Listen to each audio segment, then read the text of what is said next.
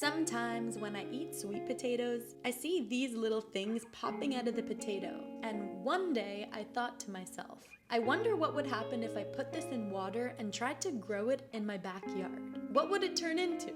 And sweet potatoes are root vegetables, so usually you plant them underground, but I wanted to see if we could defy the odds and grow a trailing vine houseplant out of a sweet potato in water.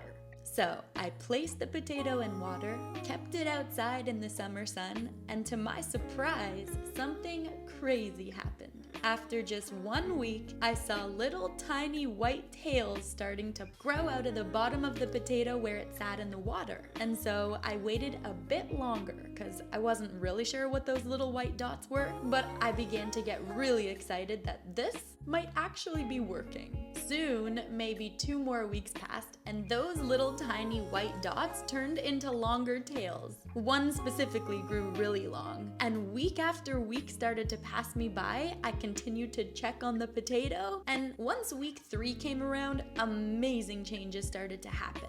That one little white tail started to grow more roots on the same tail. And by week 4, our potato looked like this. The roots were long, and I figured, okay, maybe now is where I could plant it in soil. But maybe I could also leave it in water just to see what exactly would happen to this potato. Would it mold over? Would it survive in the water? So many questions, and I was just excited to find out the answers. By week 7, something incredible happened. It seemed like just overnight, our potato started to go through some incredible changes because that one little straggly white root became so much more defined, to the point where it was even growing little leaves on the tips of the roots. I couldn't believe how much change our potato went through in just 2 weeks. I soon started to see a little leaf growing out of the top of the potato too, and here's where I started to get really curious as to what exactly would happen next to our potato. Luckily, the squirrels didn't seem interested in this potato, so I was happy about that, and it continued to grow nicely and undisturbed. A couple more weeks passed, and the potato just kept looking more and more defined, better and better as the days went on. It was so exciting to see that finally one of my projects was working and it was not dying. I guess sweet potatoes do well in Canadian environments.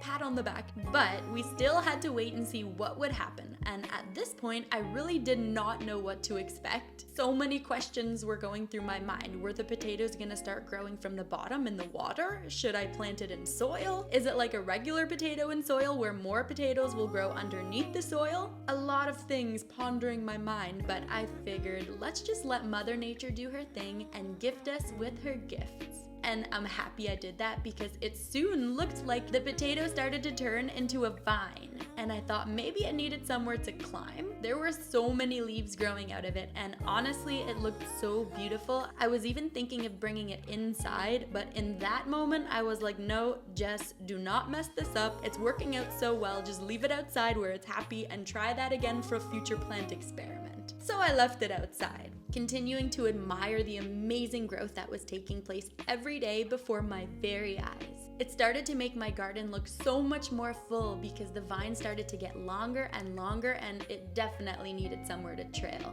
So I took it away from the window and I put it on the ground so the vine could trail up the brick wall. But I knew I probably needed somewhere for the vine to grab onto because the brick would be hard for it to stand tall and not fall over. So I decided to use some tape, which probably was not the best thing I could have used, but it worked nonetheless for that moment in time because I had nothing that I could properly insert into the brick since it was so hard and thick. But anywho, as time passed, there were a few yellow leaves too that were growing at the bottom, so I got a bit nervous that it would die, but it was looking good otherwise, so I just trusted the process and hoped for the best, and soon, before I knew it, about 13 weeks had passed, and we had such a beautiful trailing sweet potato vine plant that was so tall on the wall and looking so amazing. People would come to my garden and be so surprised that there was just this potato in a cup growing into such a beautiful plant. They would go home and even grow them indoors themselves, so I got some tips on what would happen if you bring it inside, but it was a lot of fun. I decided to pick the yellow leaves off the plant as they yellowed so that the plant could direct its energy to the healthy part parts of the plant rather than trying to revive the dead parts, because that's usually what happens. It's good that I did that because the leaves started to get thicker and bigger and more defined until it started to look something like this.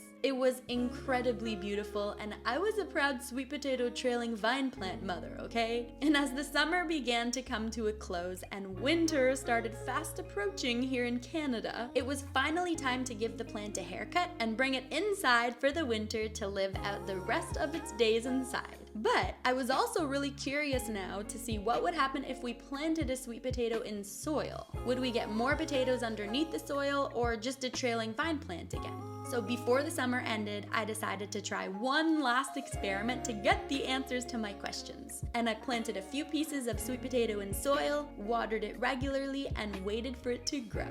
And the plant looked exactly like the trailing vine plant did in water, but this time I wasn't really sure how long I needed to wait to check underneath the soil for more potatoes. So after about 8 weeks, the winter was very close to approaching, and it was time to clean up the garden. This is what the plant looked like. I decided it was time to check the soil to see if more potatoes actually did grow, but when I went to pull the plant out of the soil, it was just a thin root. Really weird. So I figured no potatoes grew yet, and if I wanted them to grow, I needed to leave it for longer. So listen, I guess no potatoes this year, but listen, I will never have to eat sweet potato again and wonder what happens when you put one in water and leave it outside for a while. And you already know that next year we're gonna do this earlier in the summer to see if we can actually grow more potatoes from a potato in water and in soil. And it's about that time right now, so I am running to the grocery store to start.